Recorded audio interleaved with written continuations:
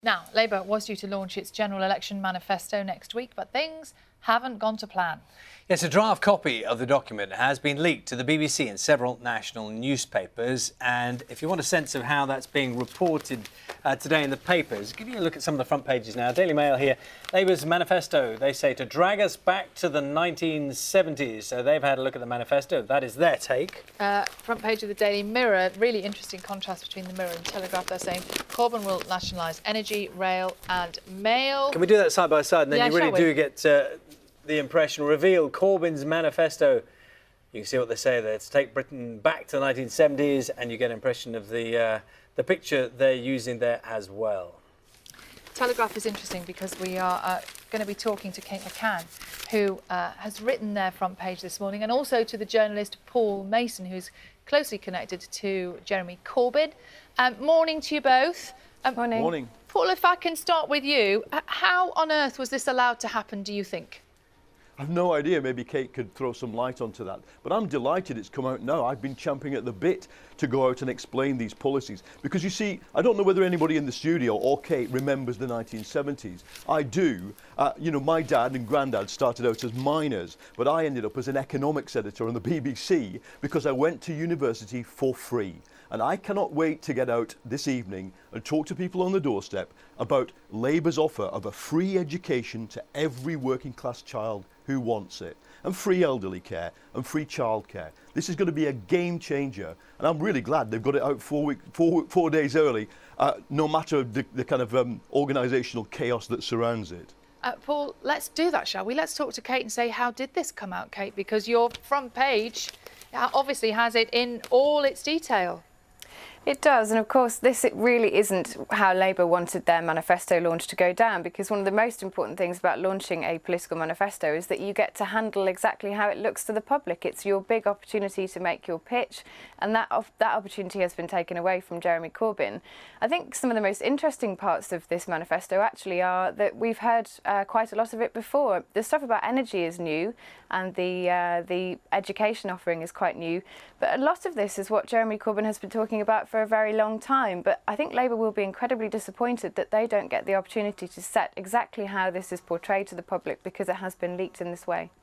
Paul, what do you say to that? Jeremy Corbyn obviously looking here like he can't keep a hold of this very important document and keep it out of the press for another 4 days.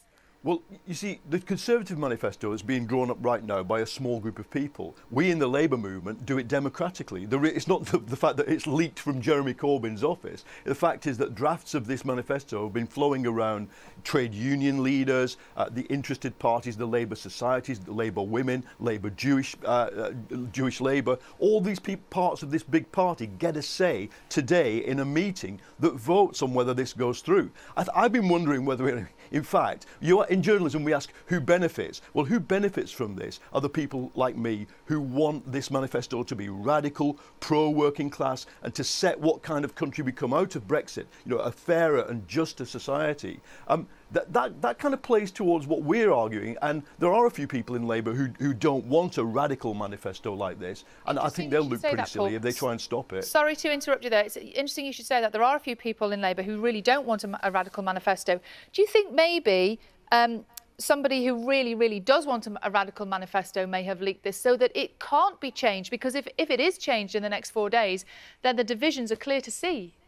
I have no idea, to be honest. But what we're not seeing in this manifesto is the costing. The really interesting thing for me as a journalist and for Kate as a journalist will be when we run the rule and scrutiny over what taxes are being raised to pay for this. I don't think all of that is in there, and it wouldn't have been because it's incredibly sensitive. But I think the big bombshell that Labour will drop when it launches the manifesto is quite how much it's prepared to tax super rich property speculators, big companies to pay for all this. I don't think that is all there. Kate, it says your headline on the Telegraph today says that Corbyn's manifesto will take Britain back to the 1970s. Do you think that is fair? Oh, well, I think so. It's our headline, so I would stand by it. But I think there's quite a lot in this manifesto that I would say takes the country backwards, particularly echoes Labour's manifesto in 1983, which of course didn't go particularly well with the public. Renationalising things like the energy markets, the railways, Royal Mail, those policies may well play well with Labour's base, but they're not particularly outward or interesting or new policies for people who might be looking to Labour as an alternative to the Conservatives. And of course, as Paul says, they are very expensive, and there are no costings for those policies in this manifesto, and that will be one of the key details that we look to see over the next couple of days. I think one of the other interesting things is the influence of the unions on this manifesto. If you look at the types of policies that are written into here, there are things about Orgreave, there are quite a lot of things about pensions, miners' pensions in particular, quite specific issues on train drivers and strikes and things like that, which have clearly been written into the manifesto, looking at which different groups Labour has to satisfy in order to get this manifesto passed and approved before it goes to the public. And I wonder how well those things will go down with the wider population, many of whom aren't members of unions and don't focus on those kinds of things as their priorities in this election. Kate, I'm curious. I know you're not going to tell me how this exactly happened, but I'm curious how the Telegraph gets hold of a Labour draft manifesto. The Telegraph, a right-leaning paper, gets this manifesto. How on earth did those circumstances arise?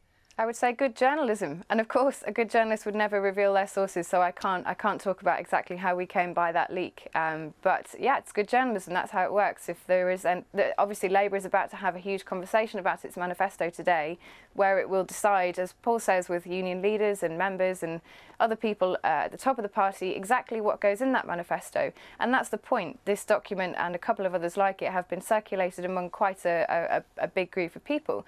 But I think it's an interesting point to make that this has happened before. Labour does this every time it writes a manifesto, and it's never leaked before in full. And that really does expose the deep split within the party at the moment, that Jeremy Corbyn and his top team couldn't keep their manifesto under wraps. Kate, I'm really sorry to both of you. We have to leave it there. We could talk more. Kate McCann and Paul Mason.